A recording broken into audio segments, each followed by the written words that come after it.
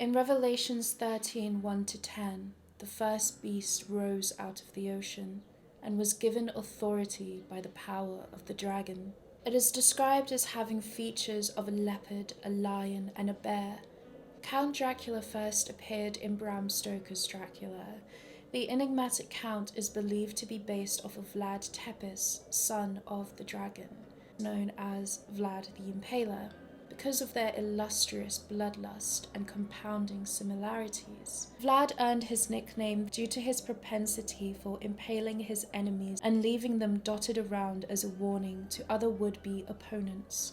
At one point, he had created a forest of impaled and rotting corpses, said to a number of more than 20,000, designed to ward off any approaching enemies. The Count comes off as a martyr compared to his real-life counterpart. Sure, he kills people, but isn't he just an awkward old man with some old-fashioned values? Victorians feared Dracula because he represented the barbarian forcing his way into England, tying into the fear of miscegenation that is rampant to this day. Mina Harker represented England in all its modernity and beauty. Britain is full of these invisible and strict borders. Class, gender, countries, whether you're from the north, the south, the east, or the west, all of these dialects and accents breed into these microcultures that want to stay true to themselves. And because of these microcultures, England seems a lot bigger than it actually is. I'm from Brighton, but if I see another person from Lewis claiming that they're from Brighton, I will be quick to correct you. In Texas, you may drive past 4 or 5 rural towns in 4 hours. However, in England, you would be driving past hundreds of villages, towns, and cities that are all distinct from one another. These borders are everywhere, but one way to bring people together is to align them against a foreign force. Enter Dracula, the beast from the East. The foreign fancies of Eastern European culture are embedded throughout Jonathan Harker's journey to meeting Dracula. The locals he meets along the way who warn him of Dracula are already weird and strange enough to Jonathan Harker, so you could only imagine the fear and disgust bubbling inside of Jonathan before he is to meet Dracula. The audience is also meant to feel this way. You are meant to feel this immediate fear and danger and, above all, intrigue. There is a lot of queer subtext in Dracula and a lot of Bram Stoker's work in general. I won't be going too deep into this, but you look at the vampire and their feeding habits. A lot of vampires tend to feed based off of their attraction to people. They say you are a man of good taste. I think Dracula definitely has a preference for women and purity in whatever form that may be in.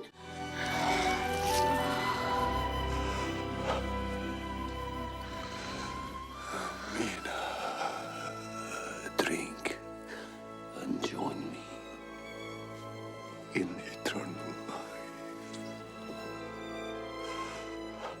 But I don't think he would be opposed to a little bit of Jonathan Harker. I've seen a lot of people link the hair on the palm of his hands to his beastly nature. If you've seen or read Bram Stoker's Dracula, you would see that in the film he does turn into a myriad of different beasts, one of them being a wolf. So you see that sort of like werewolf connotation there, but I think it's very multifaceted. This is all set up to kind of show why Dracula is this abomination, this antichrist. He's a shapeshifter. He has the ability to cloak himself as a real-life, breathing human being. He has the ability to take on animalistic forms, but most importantly, he wants to become English. That's why he brings Jonathan Harker to his humble abode.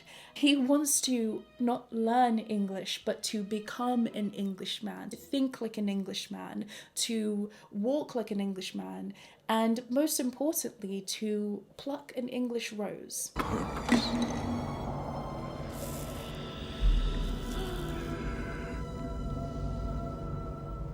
I mean, it's pretty interesting because Dracula is white or pale. He's Eastern European and he is wealthy. So he is able to sort of disguise himself. He looks like this British fop, this dandy, as he sort of gallivants throughout the streets and witnesses the form of Mina Harker, or should I say his English Rose. Once he sets his eyes on her, you are meant to be disgusted. This is something where you fear for Mina's life because you know that Dracula represents danger. He is this beast. And this alludes to the fear of miscegenation slash interracial relations that I was talking about previously. And throughout history, there has always been this relentless idea that white women, especially like Anglo-Saxon white women, are to be protected against foreign invaders at all time. Britain is supposed to be pure and influential. This is mainly because of the empire, and this had more grounds during the Victorian era and way back when more than it does now. People are now starting to question everything surrounding the British Empire, and we can see its collapse happening in real time. Britain's often referred to as female because of Queen Victoria's rule at the time, but it's also just kind of due to the fact that like Britain is this tiny little island that's untouched by anything else and yet still holds so much power, so much impact, so much influence. Industrial Revolution modernized Britain, turning it into a sprawling urban environment. The draw of increased production, efficiency, lower prices, more goods, and improved wages meant that people were migrating from the rural countryside to more urban cities. And this migration didn't just stop within Britain, it was also coming from outside of Britain. Because of this acceleration of migration and the population, it led to people living in horrifying, overcrowded slums. People were not expecting that amount of people to come in, they were not ready for that many people to be in Britain at the same time, in the same places. The cities were just not built for that yet, but people still needed to work. I mean, the main Victorian ideals when it came to working were about personal responsibility, individualism, and working hard. Immigration, particularly from Eastern Europe, was blamed for high unemployment rates and low wages. There were fears that immigrants would also swamp or overwhelm workhouses, hospitals, soup kitchens, etc. And the results of those fears was the Aliens Act of 1905, which basically banned the immigration of poor people or those deemed undesirable because of ill health, criminal records, and so on. Crime was rife. Basically, everything that was the antithesis of British Victorian values at the time.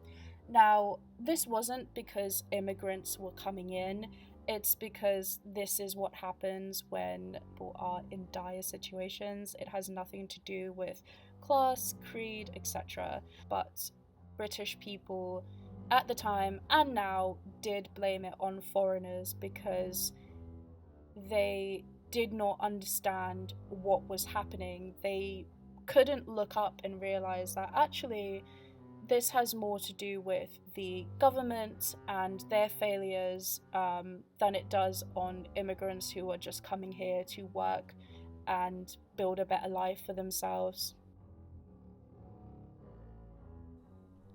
The Victorians feared Dracula because he violently entered Britain, corrupted an upstanding British woman, Lucy Westenra, and drained Britain's resources. The vampire was symbolic of a leech. The same has been said about immigrants. I didn't go into how evangelical Victorians were, but it's interesting to note how Catholic symbols are used to disarm Dracula. Dracula, who is described as having an aquiline nose, pointed ears, and bushy eyebrows, all staples of anti-Semitic depictions.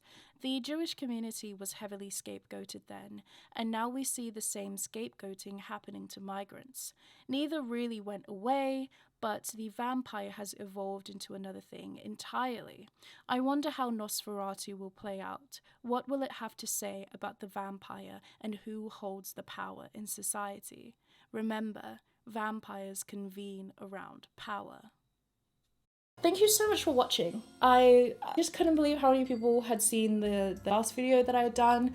I can't wait for more people, hopefully, to see this one. Thanks, guys!